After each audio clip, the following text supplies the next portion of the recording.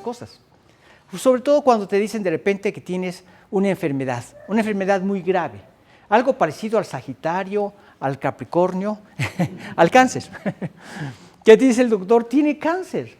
Entonces te dicen, ya tus días están contados. Esto cambia completamente tu manera de ver las cosas y de ver la vida. Aunque puede ser que sanes a través de los avances de la tecnología y de la ciencia, puede ser que no. Pero tenemos el caso de un rey que en aquella época no había los avances tecnológicos que tenemos ahora y ni los necesitaban. ¿A qué me refiero con esto? Que llega el profeta Isaías y le dice a Ezequías, el rey, vas a morir. Él había enfermado y él iba a morir. Sin embargo, vemos a través de lo que nos narra la Biblia en este pasaje que vamos a estudiar del capítulo 20 de Segunda de Reyes, vamos a leer de los versículos del 1 al 7, vamos a ver en este pasaje cómo el Señor nos da lecciones muy importantes acerca de este rey moribundo. Vamos a leerlo, si fueras tan amable, Edgar.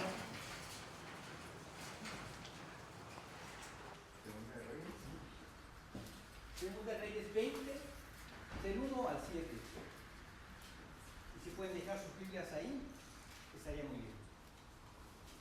En aquellos días Ezequías cayó enfermo de muerte, y vino a él el profeta Isaías, hijo de Amós, y le dijo: Jehová dice así: ordena tu casa porque morirás y no vivirás. Entonces él volvió su rostro a la pared y oró a Jehová y dijo: Te ruego, oh Jehová, te ruego que hagas memoria de que he andado delante de ti en verdad y con íntegro corazón, y que he hecho las cosas que te agradan. Y oró Ezequías con gran dolor.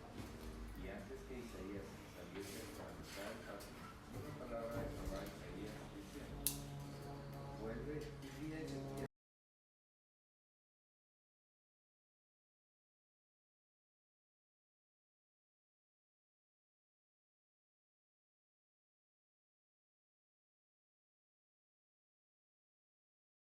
Y añadiré a tus días 15 años, y te libraré a ti y a esta ciudad de mano del rey de Asiria, y ampararé esta ciudad por amor a mí mismo y por amor a David, mi siervo. Y dijo Isaías: Tomad masa de higos, y tomándola, la pusieron sobre la llaga y sanó. No le dijeron, Ezequías, vas a tener que pasar por algunos estudios de quimioterapia o radioterapia o algo por el estilo. Masa de higos. ¿Esa era la tecnología que había? No, eso es lo que Dios indicó a Isaías que hiciera para que finalmente el rey sanara. Poder de Dios. Poder de Dios que glorifica a Dios. Y el propósito de Dios darle esa vida era precisamente para que él ocupara esos años con una mentalidad diferente, con una mentalidad en que estaba más consciente de que su vida era temporal. Dios le dijo, vas a morir en 15 días. Pero, ¿cuál era el propósito de esos 15 días? Que sirviera más intensamente al Señor, que hiciera tesoros en el cielo. Sin embargo, vemos que aunque Dios nos diera un límite y nos dijera, tú vas a morir dentro de 10 años, esto realmente no cambia en muchas personas el corazón. Vemos a este rey, Ezequías, como más adelante llegan a visitar los emisarios de Babilonia y los recibe y les muestra el Evangelio, les muestra el templo, les dice cómo pueden conocer a Dios para que se conviertan al Dios verdadero. No. Los llevó para presumir toda su gloria y toda su riqueza, que más adelante despertó en ellos la codicia de atacar al pueblo de Israel y llevarse todas esas riquezas, ¿no? Entonces, el punto aquí es que Dios quiere llevarnos a pensar en esto. No somos personas destinadas a vivir en esta condición caída eternamente. Esta sería nuestra gran desgracia. Imagínate que fuéramos personas que eternamente viviéramos así, en esta condición y en este cuerpo inclinado al mal y al pecado.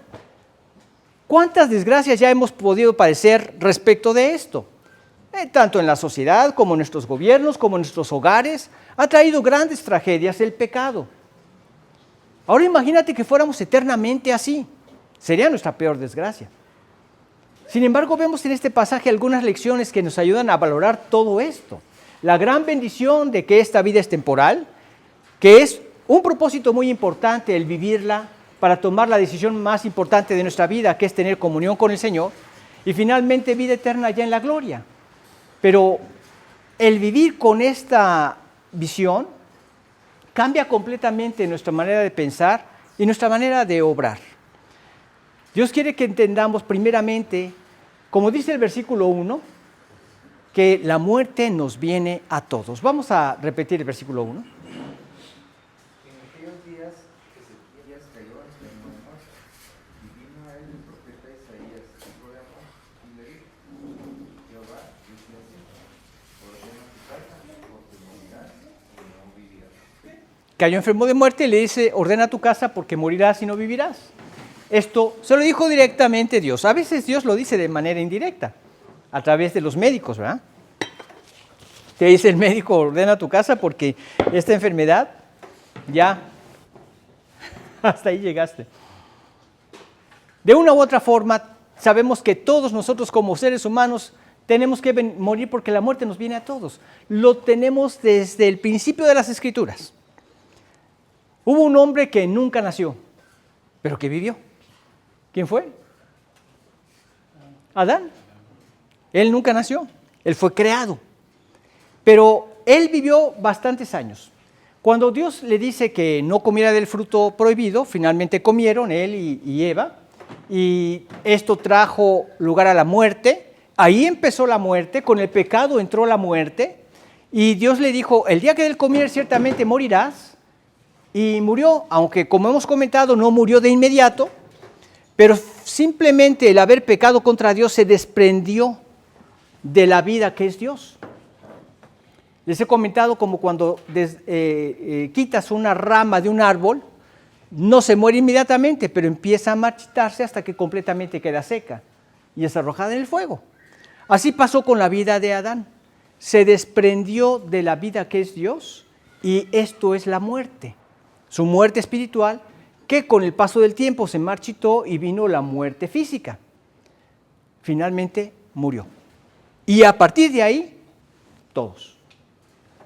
Vemos que un hombre vivió y pasaban los años y el festejo, ¿no? La torta, aquí le llaman torta o pastel, ¿verdad? Aquí le llamamos pastel igual que en México.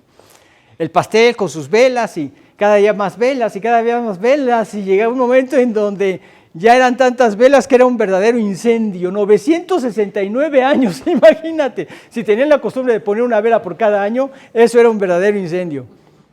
Cumplió 969 años, pero finalmente murió también. Había un hombre que tenía tal fuerza, así como yo quisiera, y este hombre tenía un poder impresionante, nadie lo podía vencer. Y tenía ataques de sorpresa y se encontró con una mujer que quería descubrir en qué consistía su fuerza y finalmente él jugó con ella por un tiempo hasta que finalmente le declaró en qué consistía su fuerza, le corta el cabello y muchos piensan que la fuerza de este hombre estaba en su cabello. Pero eso porque nos representa así Hollywood. Sin embargo, su fuerza no estaba ahí, sino estaba en el Espíritu de Dios que le daba esa fuerza. Cuando es cortado su cabello, porque él comprometió su consagración, fue cortado el cabello y el Espíritu salió. No es que la fuerza estaba en el cabello, estaba en el Espíritu que le daba esa fuerza. Salió el Espíritu y quedó sin fuerza. Y finalmente, jugando con el Señor, él acabó siendo juguete de los pecadores. Traigan a Sansón para que nos divierta. Pide una última oportunidad para que Dios le devolviera su fuerza y se recarga sobre los pilares principales y se cae toda esa construcción y mata a más enemigos que nunca en su vida había matado. Y con ellos murió también Sansón. Entonces, murió Adán, murió Matusalén, murió Sansón. Había un hombre que era muy sabio. Había disertado sobre todas las cosas. Y había hecho grandes jardines, había hecho grandes huertos, había hecho de todo. Y con toda esa sabiduría no logró encontrar la pócima milagrosa de prolongar la vida. Salomón, aunque fue muy sabio, finalmente llegó el día en que también murió. Ahora, todos han muerto, ¿por qué? Porque el resultado del pecado es la muerte. Leamos lo que Dios dice en Romanos capítulo 5, si fueras tan amable, Lucía. Romanos capítulo 5, versículos del 12 al 14.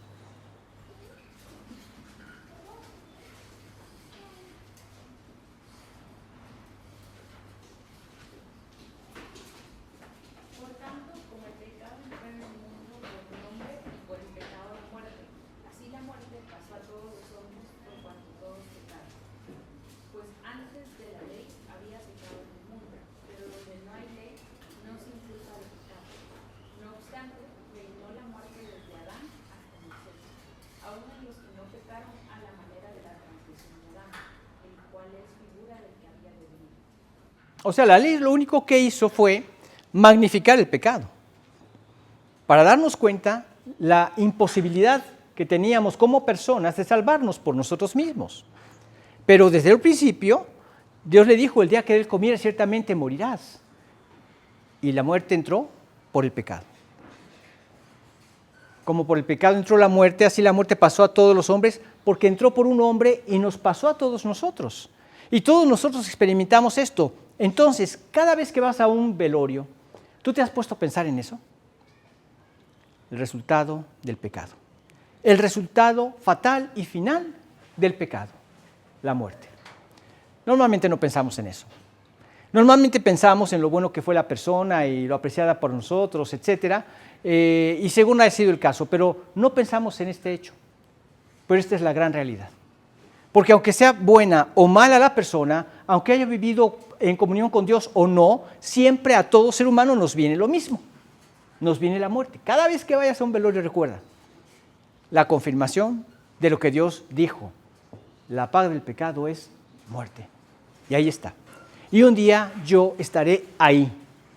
Porque también la paga del pecado me alcanzó a mí en el aspecto físico, voy a morir. Un día voy a morir. Entonces vemos esta condición en la vida de Ezequías, que estaba en esa situación en donde él iba a morir. Vemos cómo a lo largo de la historia han habido siempre esta misma condición de la muerte, y Jesús vino precisamente a pagar por la muerte, muriendo en nuestro lugar. Como la paga del pecado es la muerte, alguien tenía que morir. Y en un principio mataban a un cordero en sustitución de su propio pecado. Ponían su mano sobre la cabeza del cordero, y esto lo vemos en Levítico, y degollaban al animal para desangrarlo, porque como dice en el 17:11 de Levítico, la vida de la carne en la sangre está, tenía que salir toda la vida para que se cumpliera la sentencia divina de la paga del pecado, que era la muerte. Salía la sangre y entonces venía la muerte. Entonces el hombre ponía su mano en reconocimiento que la paga de su pecado, que era la muerte, se estaba cumpliendo en un sustituto.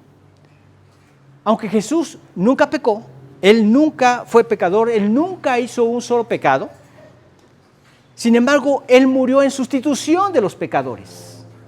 Veamos lo que dice Lucía, si fueras tan amable, en Isaías capítulo 53, versículos 5 y 6.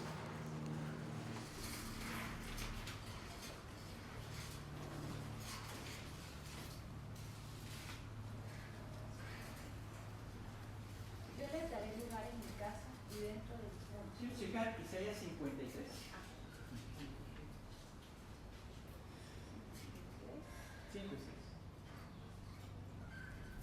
Mas él herido fue por nuestras rebeliones, molido por nuestros pecados.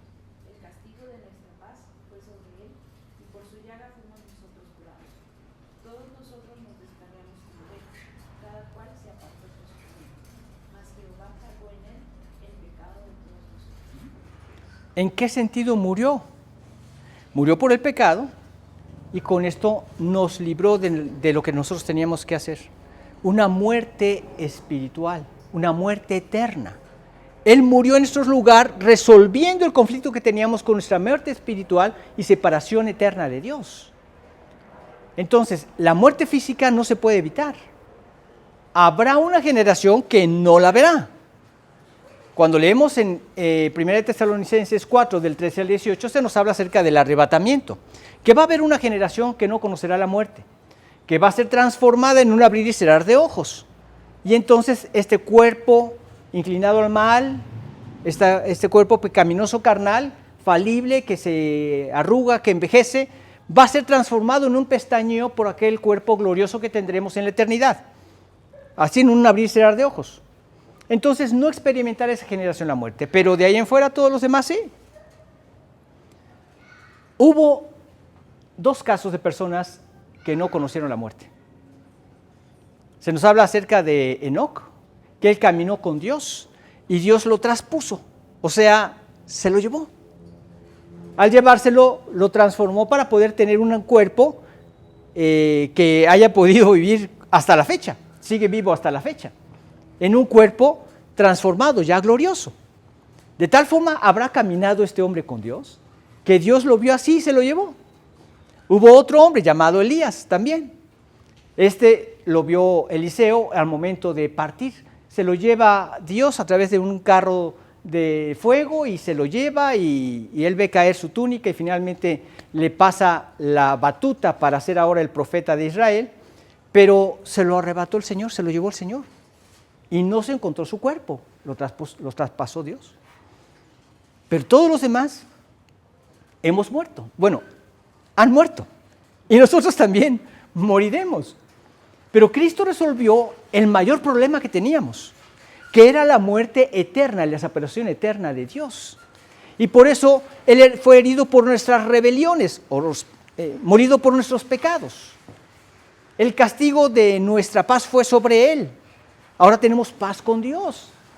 Por su llaga fuimos nosotros curados, porque Él murió en nuestro lugar y nos libró de esa muerte eterna. Y como bien dice lo que sigue el versículo, todos nosotros nos descarriamos como ovejas, cada cual se apartó por su camino. Dicho de otra manera, cada quien vivía su vida a su antojo, hacía de su vida lo que le venía en gana. Y esta es la vida que nos lleva a la vida de pecado. Mas Jehová cargó en él el pecado de todos nosotros. Entonces, esto que nos tenía separados de Dios, Cristo lo pagó. Entonces, Él fue sin pecado. Él nunca cometió pecado. Y Dios hizo que en Él fuera cargado el pecado de todos nosotros.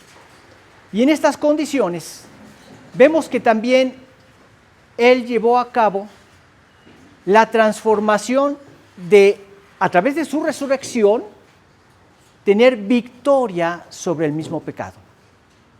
Vamos a leer en 1 Corintios 15, 55 al 57.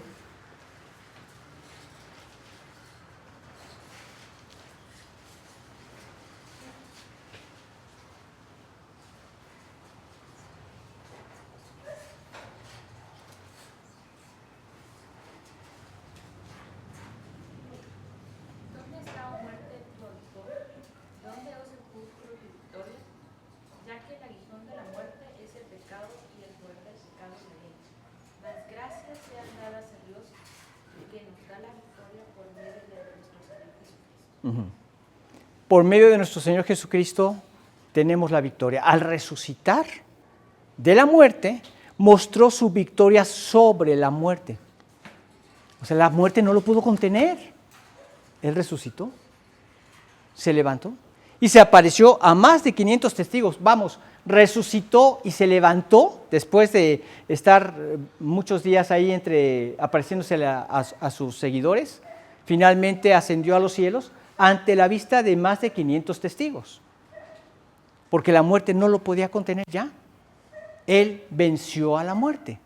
El postrer enemigo que va a ser destruido, como dice en el 15:26 de 1 Corintios, es la muerte. ¿Cuándo va a ser destruida? Al final se nos menciona en el capítulo 20, en los versículos más o menos del 15, un poquito antes, dice que los libros fueron abiertos y otro libro fue abierto, el cual es el libro de la vida, y fueron juzgados los hombres según las cosas que habían hecho. Dice, y la muerte y el Hades fueron lanzados al lago de fuego. Esa va a ser la destrucción finalmente de la muerte. Ya no habrá muerte. ¿Por qué? Porque estaremos en la eternidad con Dios. Ahora, una cosa muy importante. Sea que la persona es creyente o sea que la persona es incrédula, es un alma eterna. Todos vamos a pasar por la muerte física, pero hay otra muerte que se menciona en la Biblia, que es la muerte eterna, que es la condenación eterna en el infierno. Esa no la vamos a tener los creyentes, solamente los incrédulos, los que no aceptaron ese sacrificio de Jesús en su lugar y quisieron hasta el final de sus días seguir haciendo de sus vidas lo que se les vino en gana. ¿Se entiende por qué es tan delicado este asunto? ¿Por qué es tan, diríamos, no solo blasfemo, sino, no es hereje tampoco, sino un error completamente doctrinal, pensar que al hacer una oración ya soy salvo, cuando sigo haciendo de mi vida lo que se me da la gana?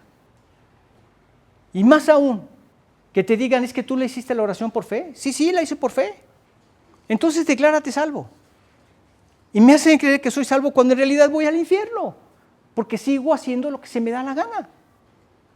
Por eso Jesús nos enfrenta a esta realidad y nos dice, por sus frutos los conoceréis. Porque podría haber dicho él alguna oración del pecador, como tantas se dicen, y decir, haz esta oración y declárate salvo. Pero nunca encontramos eso en la Biblia. Encontramos arrepentíos y convertíos. Abandona tu estilo de vida y sométete a Dios. ¿A alguna parte? ¿Es condicional? ¿Es selectivo? Es a todo lo que Dios nos dice. Yo comentaba algo al respecto del día de ayer. Cuando Dios habla acerca de los dos fundamentos, en el capítulo 7, de los versículos 24 al 27, Él dice, cualquiera que me oye estas palabras y las hace, ese es el punto. Tu fruto, el resultado de tu vida, si las haces o no las haces. Así es que, si alguien ha escuchado este engaño y vive en ese engaño, no te dejes engañar, porque es muy serio esto. Esto es eterno. Si oyes y las haces, entonces dice, estás en un terreno sólido. ¿Sí? Van a venir problemas en cualquiera de los casos. Descendió lluvia, vinieron ríos, soplaron vientos y golpearon contra aquella casa, pero no cayó porque estaba fundado sobre la roca. Es decir, oía y vivía. Oía y hacía lo que oía. Pero cualquiera que me oye estas palabras y no las hace, le comparará un hombre insensato que edificó su casa sobre la arena. También los problemas vinieron, descendió lluvia, vinieron ríos, soplaron vientos y dieron con ímpetu contra aquella casa y cayó y fue grande su ruina. Es una ruina eterna, porque oyó y no hizo conforme a lo que oyó. Entonces es cuando nos arrepentimos y convertimos al Señor. Ahora quiero hacer tu voluntad. Y se ve ese resultado en la vida. Porque el poder del Espíritu Santo que entra a morar en nosotros logra esa transformación. No es poder humano. Subráyenlo, por favor. No es poder humano. Vamos, tú no puedes por ti mismo. Te vas a estrellar una y otra vez con esta desgracia de nuestra naturaleza caída. No, es Dios, por favor. Tu Espíritu que ahora mora en mí, Él es el Todopoderoso. Transfórmame a tu imagen para ser una réplica de tu amor. ¿Sí? El amor no se irrita, el amor no guarda rencor, no busca lo suyo. Este es el amor que Él quiere replicar. Y cuando en nuestras relaciones hay este tipo de conflictos, porque son cosas que van surgiendo, y de repente ya te irritaste. Por favor, Dios, quítame esto, pero hay que hacerlo de inmediato. No te tienes que esperar hasta tu tiempo devocional o hasta que llegue la noche. Hay que hacerlo de inmediato. Apela de inmediato antes de que se arruinen más las cosas. Y si tú te enojaste y hablaste con desconsideración, pide perdón y arréglalo de inmediato. Pero en esa confianza. Te pido perdón ahorita, pero yo sé que el Espíritu de Dios me va a dar victoria. Y me va a hacer una persona que no se enoje, que no guarda rencor, que no busca lo suyo. Y entonces todo esto va siendo una gran transformación. Esta es de muerte a vida, ¿sí? Es antagónico ese estilo de vida. De la vida del pecado a la vida en el Espíritu. Es antagónico, es totalmente lo opuesto. Porque es el poder del Espíritu morando en el creyente. Entonces, no es simplemente una oración. Es un corazón rendido al Señor. Y entonces vemos que todo esto se aplica a nosotros. Dios nos da vida eterna, porque Él venció a la muerte. Sin embargo, otra lección que podemos aprender de este pasaje es que para que tú puedas vivir, necesitas aprender a morir. O dicho de otra manera, no estás preparado para vivir hasta que estás preparado para morir. Recordemos nuevamente el versículo 1 de 2 de Reyes 20. En aquellos días Ezequías cayó enfermo de muerte y vino a él el profeta Isaías, hijo de Amós, y le dijo: Jehová dice así: ordena tu casa, porque morirás y no vivirás. Ordena tu casa, le dijo Dios. Debemos prepararnos para morir, poner en orden nuestros asuntos financieros. Si tienes una propiedad, si tienes un carro, necesitas tener tu escritura. Tú dices, no, pero pues lo voy a vender y me voy a comprar otro. No sé, simplemente pon tus carros o tus propiedades, etc. Conozco a una persona que falleció y el carrito que tenía, pues es la única propiedad que pasa como herencia a sus herederos. Y tienen que hacer una sucesión testamentaria. Bueno, son más los gastos que tienen que hacer que lo que vale el pobre carro. A veces, aunque tengas tu herencia, te vas a tener que enfrentar a estas cosas.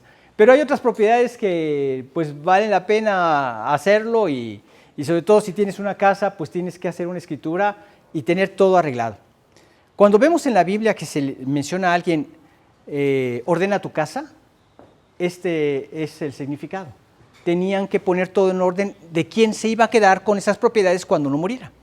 ¿Recuerdan a Aitofel, el gran consejero de David? Cuando David pecó, resulta que pecó con Betsabé y Betsabé era la nieta de Aitofel. Por eso a veces vemos cómo es que Aitofel, el gran consejero de David, lo traiciona y se va a apoyar a su hijo Absalón cuando se rebeló contra el rey. Su gran consejero. Era por eso. Porque David había pecado contra su nieta. Y por eso él apoyó a Absalón. Y es más, aconsejó a Absalón de que todo Israel fuera y los aplastaran con toda esa multitud. Los hicieran polvito en un momento. Era bueno el consejo de Aitofel. Sin embargo, Dios hizo que no le pareciera tan correcto y escuchara el otro consejo que decía: selecciónate a los más fuertes y vayan y atáquelos. Porque ellos están como la osa que le han quitado a su hijo, ¿verdad? Y si Israel empieza a regresar, pues el fracaso viene para tu vida y te van a matar. Entonces, la cosa es que Aitofel, cuando vio que no fue seguido su consejo, decidió quitarse la vida. Entonces dice la Escritura que fue y ordenó su casa y se quitó la vida. A eso se refiere. Entonces debemos ser sensatos también como creyentes y poner en orden nuestros asuntos financieros. No debemos dejar deudas a nuestros seres queridos. Debemos ser diligentes con esto y tener esa sensibilidad de no dejarlos con deudas a nuestros seres queridos. Sin embargo, hay algo más importante aún que debemos poner en orden, que es el asunto eterno o espiritual de nuestra alma.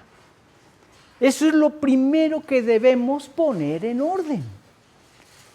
¿Y qué es lo que debemos hacer para ponerlo en orden? Lo primero que debemos hacer es rendir nuestra vida al Señor. Vamos a leer en Juan capítulo 3. No va a aparecer ahí en lo que está ahí en la pantalla,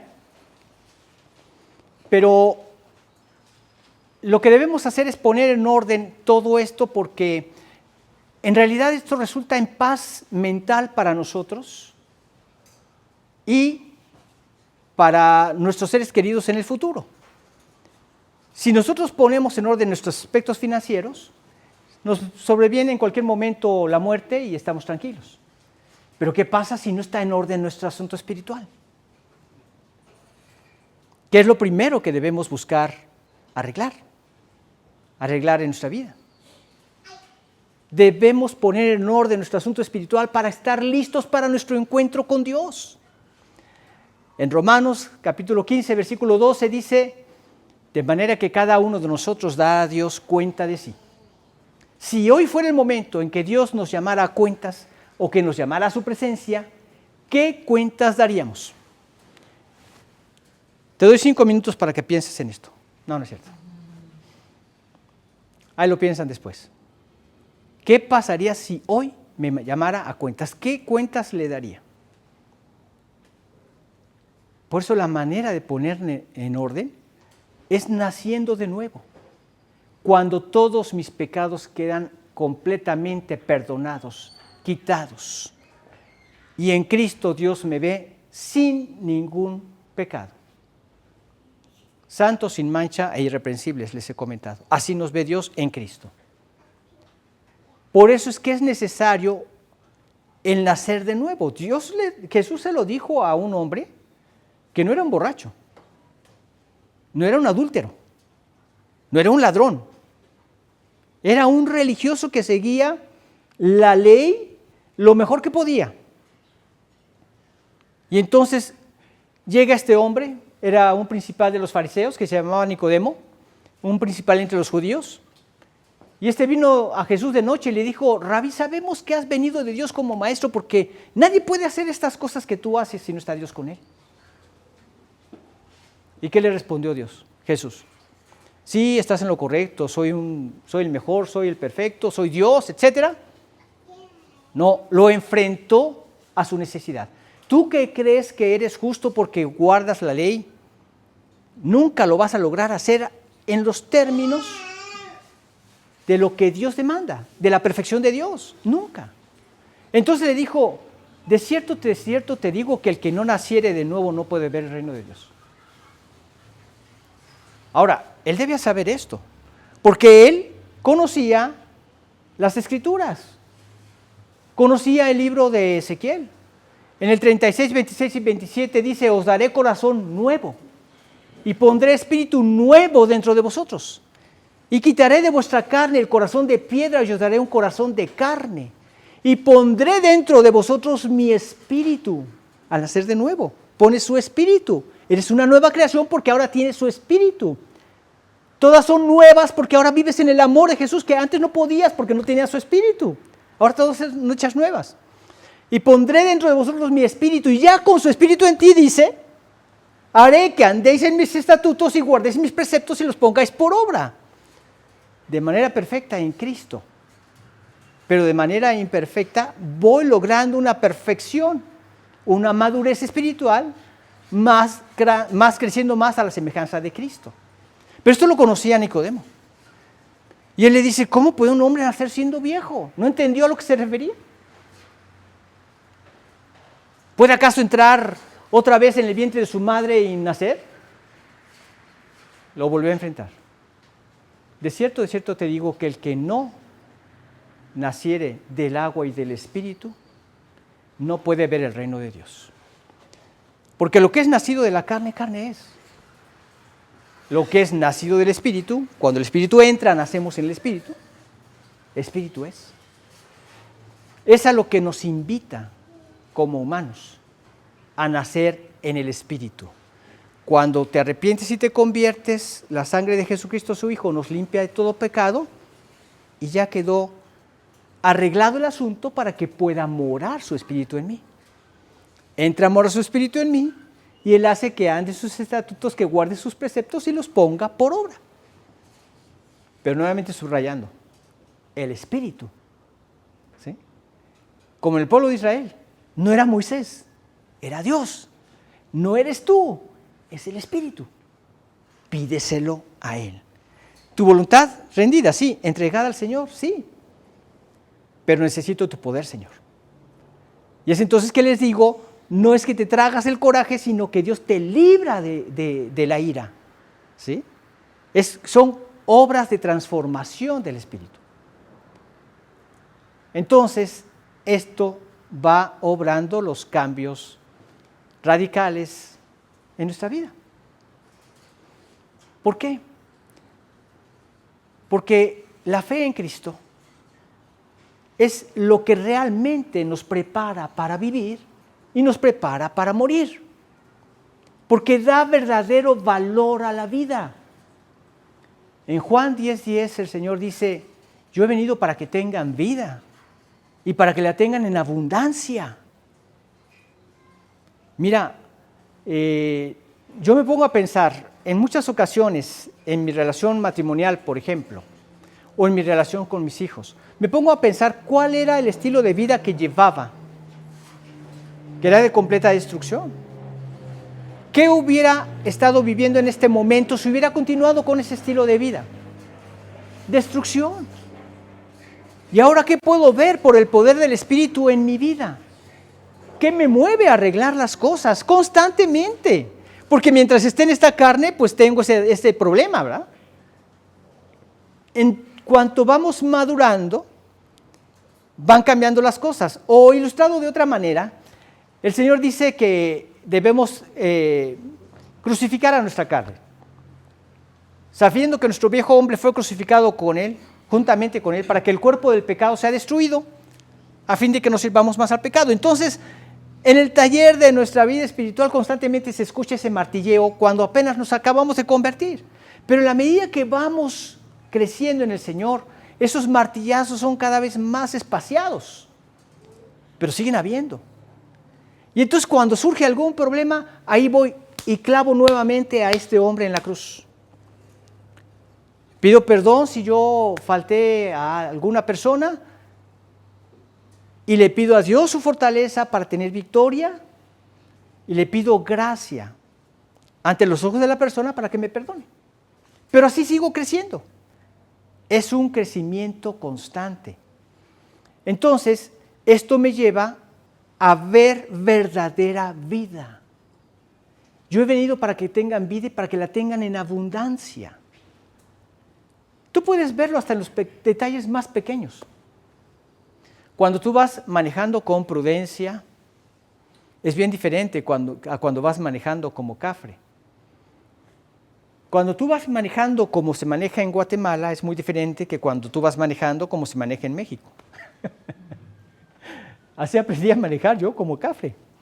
Pero tú dejas el paso a la persona, dejas que pase uno y luego pasas tú, pasa otro y luego pasas tú.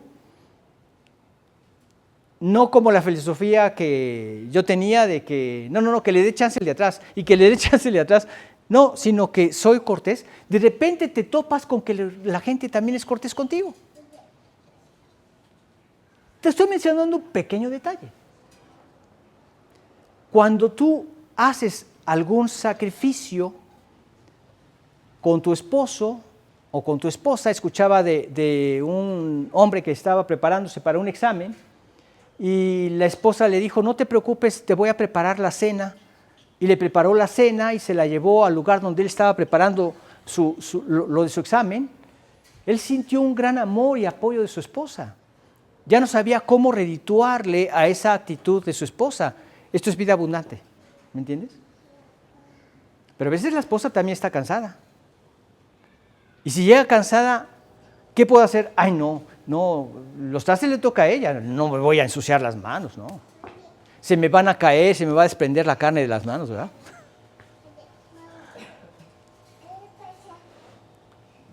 es un gran detalle que alimenta el amor entre los esposos. Son detalles, es vida. No busca lo suyo, el amor no busca lo suyo. Entonces estás atento a en qué me puedo dar a los demás. Esto es vida abundante. Eso es lo que Dios dice. Yo he venido para que tengan vida y para que la tengan en abundancia, viviendo en el amor de Jesucristo. Pero también vence a la muerte. Como veíamos en 1 Corintios 15, del 55 al 57. ¿Dónde está, oh muerte, tu aguijón? ¿Dónde, oh sepulcro, tu victoria? Pues ya que el aguijón de la muerte es el pecado y el poder del pecado la ley, más gracias sean dadas a Dios que nos da la victoria por medio de nuestro Señor Jesucristo. Al morir en nuestro lugar, venció el pecado y al resucitar, derrotó a la muerte. Y lo hizo posible a nosotros como humanos, a todo aquel que cree. Entonces esto es algo glorioso. Tú nunca vas a estar preparado para vivir hasta que lo estés para morir. ¿Ya estás seguro de que al morir vas a ir al cielo? ¿Ya tienes esta salvación en Cristo? Entonces no solo estás preparado para vivir, sino para vivir una vida abundante. Y finalmente, también aprendemos otra lección acerca de este rey moribundo. Y esa lección es que el momento de la muerte está determinado por el Señor. No solo para él. Él le dijo, vas a tener 15 años más. ¿Verdad? Pero bien podía haberle dicho 10, 5. Ya es mucho, ¿no? O sea, de estar muerto a 5 años, pues, es mucho. 15 años. Vas a vivir 15 años más. Y a los 15 años murió. Está determinado por el Señor. Leamos los versículos 2 al 7 nuevamente. Entonces él volvió su rostro a la pared y oró a Jehová y dijo: Te ruego, Jehová, te ruego que hagas memoria de que he andado delante de ti en verdad y con íntegro corazón, y que he hecho las cosas que te agradan. Y lloró Ezequías con gran lloro. Y antes que Isaías saliese hasta la mitad del patio, vino palabra de Jehová a Isaías diciendo: Vuelve y di a Ezequías, príncipe de mi pueblo, así dice Jehová, el Dios de David tu padre. Yo he oído tu oración y he visto tus lágrimas. He aquí que yo te sano. Al tercer día subirás a la casa de Jehová. Yo te sano. Y más adelante dice que le dio 15 años más. Ahora, Ezequías estaba desahuciado. Llega a Isaías y le dice, vas a morir, desahuciado. ¡Qué noticia! Entonces él oró y Dios cambió la fecha de su muerte. ¿Qué situación? ¿Por qué oró? ¿Se pudo haber renegado de la vida? ¿Pudo haber hecho algún berrinche? Él conocía la oración. Él había aprendido acerca de la oración. A veces me dicen las personas, ¿pero por qué oro si finalmente se va a hacer la voluntad de Dios? Es que Dios contesta conforme a su voluntad, eso es muy cierto. Lo vemos en 1 de Juan, capítulo 5, versículo 14. Él quiere que nosotros sepamos y tengamos en claro esto. Pero cuando tú te has convertido a Cristo, ¿acaso encuentras algo más valioso que vivir y pedirle a Dios que las cosas se hagan conforme a su voluntad? Yo te voy a decir de otra forma. A mí me aterraría salirme de la voluntad de Dios. Cada vez que yo vengo a predicarles, me aterra salirme de la palabra de Dios. Ese es el mejor consejo. Y es a lo que nos llama, a compartir su palabra. La eficacia de su palabra. Pero por eso es que yo oro que se haga la voluntad de Dios, que es buena, agradable y perfecta. La mía no. Oye, sensato es decir, yo quiero que en mi vida se haga lo perfecto, lo bueno, lo agradable para Dios, porque eso es bueno, agradable y perfecto. Y lo mío no, entonces ¿qué escojo? Pues escojo lo de Dios. Entonces aquí está desahuciado, Dios cambia la fecha y después de esto, Él le pide más tiempo de vida. Dame más años, dicen los versículos 2 y 3. ¿Quieres repetirlos? ¿El 2 y 3?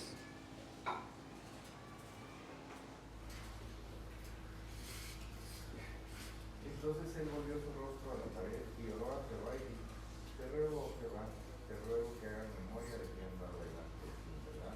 Y con un serio corazón, y que he hecho las cosas que te agradan. Y Ezequías comprendió. Si nos vamos un poco antes, en el capítulo 19, vemos cómo él ya había visto la mano todopoderosa de Dios a través de la oración. Llega el ejército de Sennacherib y empieza a amenazarlos. Toda la gente había recibido la orden del rey de que nadie dijera una sola palabra. Y todos estaban viendo cómo se desplegaba ese gran ejército.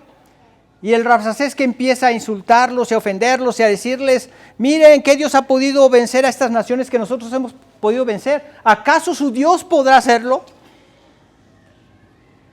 Y entonces le dicen, por favor, no hables en judaico porque no queremos que el pueblo escuche lo que estás diciendo. Háblanos creo que en arameo fue lo que pidió, porque nosotros lo entendemos.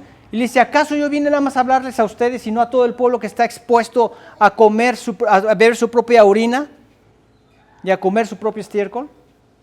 Y el otro hombre estaba tratando de amedrentarlos. Y todos se callaron y llegan y le dan la noticia a Ezequías. ¿Y qué hizo Ezequías? Oró a Dios.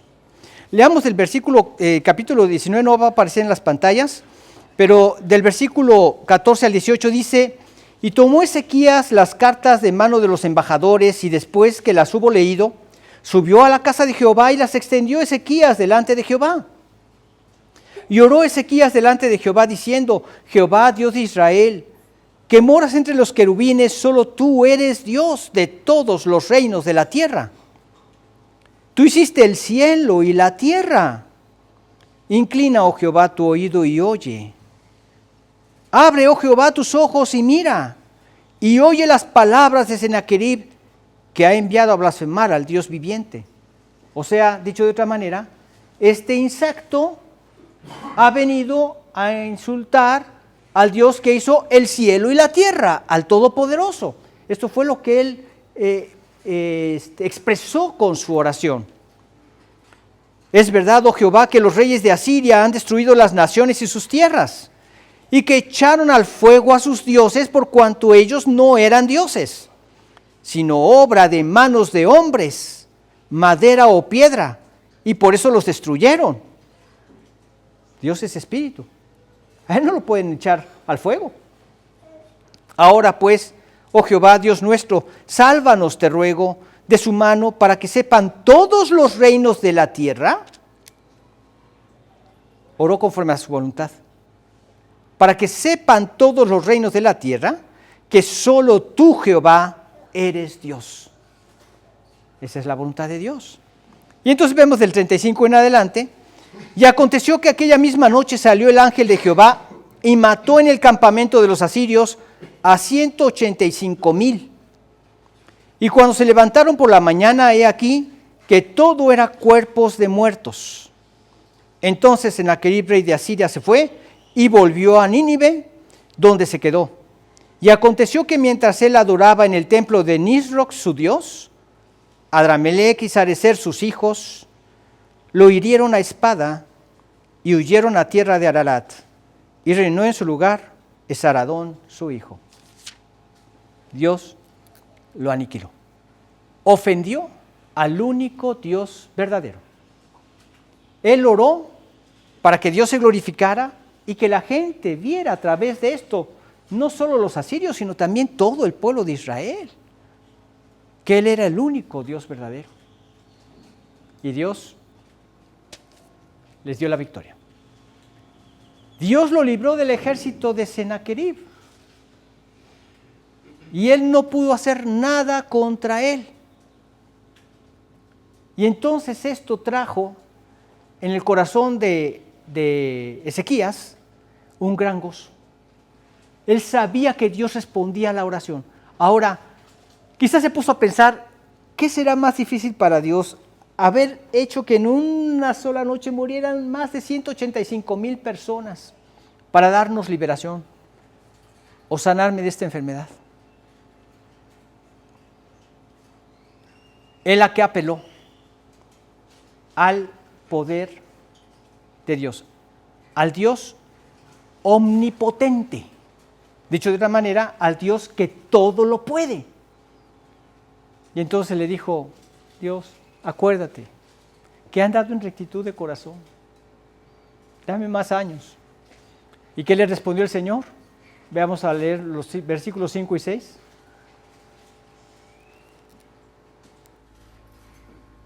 Vuelve y di a Ezequías, príncipe de mi pueblo. Así dice Jehová, el Dios de David tu padre. Yo he oído tu oración y he visto tus lágrimas. He aquí que yo te sano. Al tercer día subirás a la casa de Jehová y añadiré a tus días 15 años.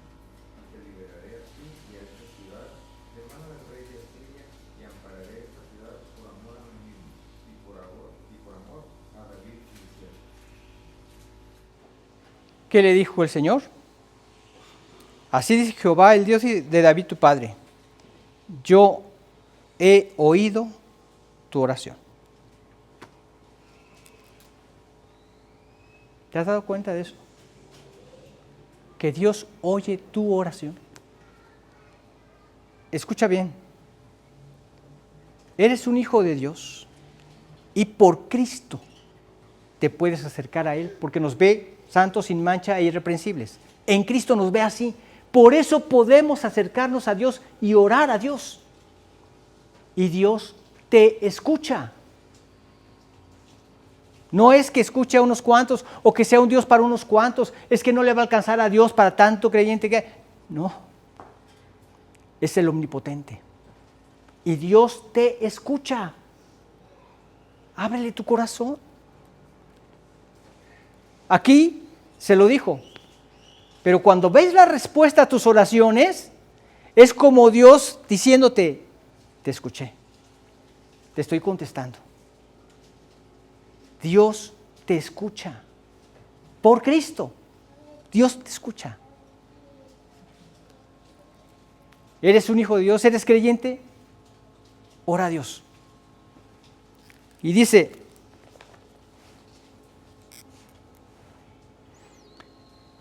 yo he oído tu oración y he visto tus lágrimas. Sabe lo que hay en tu corazón. Sabe lo que te aqueja, lo que te preocupa. A veces hay personas que nos hostigan. Dios lo sabe. A veces las cosas no están como Él quisiera. Porque como creyentes no quiero que las cosas sean como yo quiero. Quiero que las cosas sean como Dios quiere. Y tu corazón está afligido. Ora a Dios. Dios te escucha. He aquí que yo te sano. No solo te escucha, te responde. Y siempre sus respuestas rebasan las expectativas de tu corazón. Siempre. Porque Él es un Dios perfecto. ¿Tienes tu casa en orden? Esto va para mí también, yo no he hecho mi testamento, pero lo voy a hacer. ¿Por qué hay que poner la casa en orden? Porque no sabemos en qué momento podemos morir. ¿Cuántos accidentes no han habido en los aviones? Hubo un avión que en su rutina normal iba saliendo del aeropuerto, no me acuerdo si iba saliendo o iba llegando, y un helicóptero que le dicen, ¿ya te diste cuenta que te estás acercando mucho a un avión? Y él pensó que era a otro avión. Y ¡paz! Choca el avión con el helicóptero. Gran explosión. Imagínate que tú fueras en ese avión, ¿verdad? Tú ya estás viendo el panorama, ya estás acercando las casitas, ya vas a aterrizar, o estás viendo las que estás despegando, cualquiera que haya sido la situación, y vas tranquilo y de repente, ¡ping!, ya estás en la gloria. Esa explosión, no quedas nada. Nada. Ni tu diente de oro, que ya me están haciendo el mío. No lo pedí de oro, lo pedí de platino. No, tampoco. El caso es que en ese momento todo estalla, tus vísceras, todo en un segundo. ¿Todo está en orden? ¿Tú ya estás preparado para morir? Entonces estás preparado para vivir. Si has muerto a ti mismo y ahora vives para el Señor, una vida abundante. Ahora, ¿te ha llegado alguna mala noticia? Porque de repente nos vienen. Yo ya estoy en una edad que no me cuezo en el primer hervor, ¿verdad?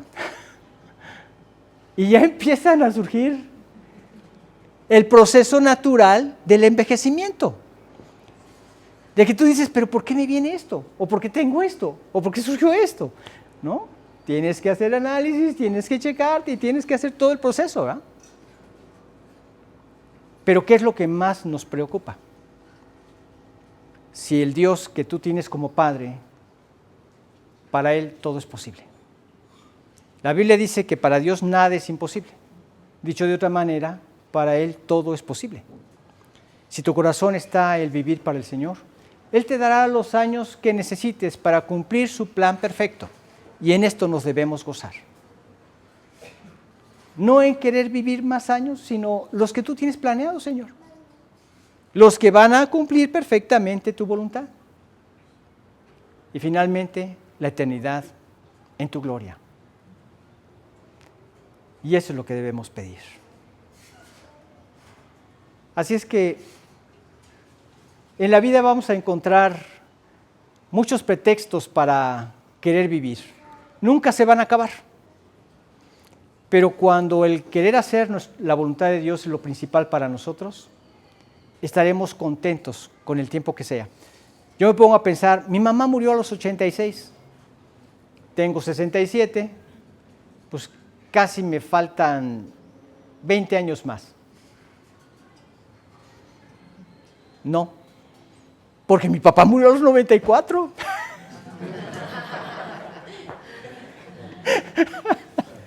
¿Qué más quisiera uno, ¿verdad? Pues no, cuando Dios dice hasta aquí, hasta aquí.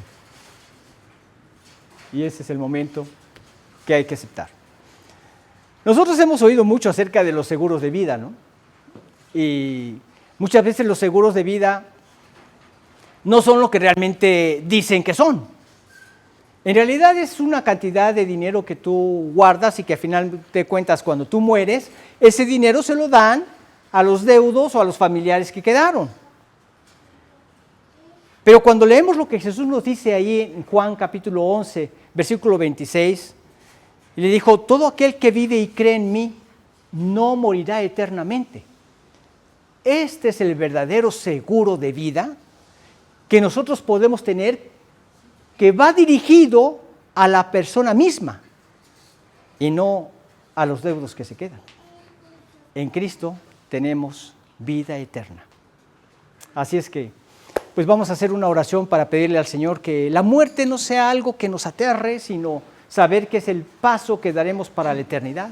Simplemente va a ser un pim lo que escucharemos o algo por el estilo, o simplemente, o si Dios quiere también puede ser algo prolongado, pero como quiera que sea, Dios en su misericordia siempre tiene un plan y nos enseñará, cualquiera que ésta sea su voluntad, de llevarnos a su gloria.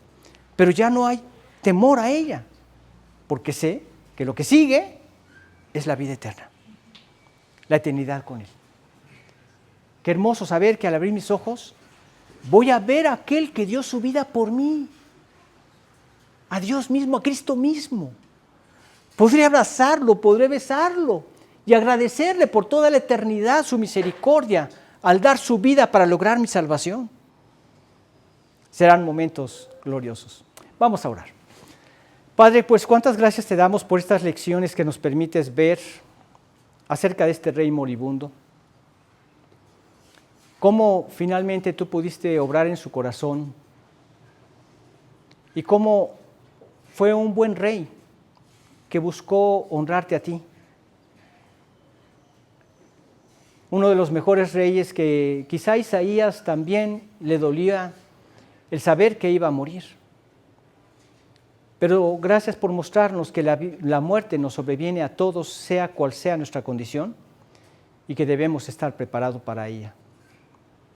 Gracias, Dios, porque la mejor preparación que tú nos das es viviendo en comunión contigo, teniendo tu gloriosa salvación, viviendo cada día como si fuera el último, pero para ti. Así es que enséñanos, Señor, a vivir y entender que no estaremos preparados para vivir hasta estarlo, para morir. Gracias porque en Cristo Jesús podemos estar preparados. En su nombre te lo agradecemos, Señor, y te pedimos que este día nos bendigas en una hermosa convivencia familiar. Amén. Muy bien, pues entonces estamos en contacto. No les he mandado el calendario, ¿verdad? Se me ha pasado. Ya se los voy a mandar. Para continuar con nuestras reuniones de jóvenes y de matrimonios, para que vayan apartando la fecha y si tienen hijos pequeños, pues ver con quién los pueden dejar y no perdernos esas reuniones que son de gran edificación. Que el Señor los bendiga y que tengan un excelente domingo.